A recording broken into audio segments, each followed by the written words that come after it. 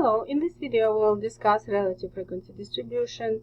It's section 2.1 in your textbook and homework 2.1. Let's look at the example number 23 from section 2.1 in your textbook. So here we have hospital admissions. The following frequency distribution presents the 5 most frequent reasons for hospital admissions in the US. So let's look at the table. What is frequency distribution? It's actually a table. What is relative frequency distribution? It will be a table as well. So for congestive heart failure, we have 990,000 patients admitted every year. Coronary atherosclerosis, approximately 1,400,000 patients, and so on. So let's look how we can get the relative frequency. So here we have a copy of that table, and to find the relative frequency, we need to add all these numbers together. So 990 plus 1,400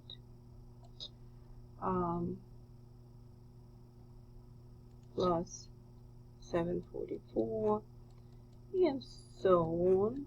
Two more numbers, add together.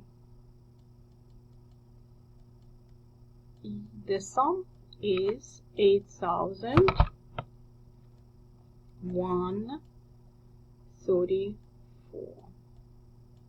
So that's the sum. So this is when we add together 8,134. For the relative frequency distribution. So first let's get each row with the relative frequency. So for the first row we need to divide 990 by 8,134, and we get 0.121711 and so on. I will round to 3 decimal places.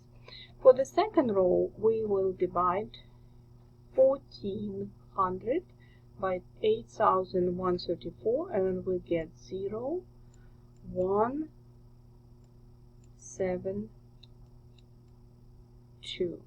For the third row we divide 744 by 8,000, and we get, for the third row, we get 0.091 if you round to 3 decimal places.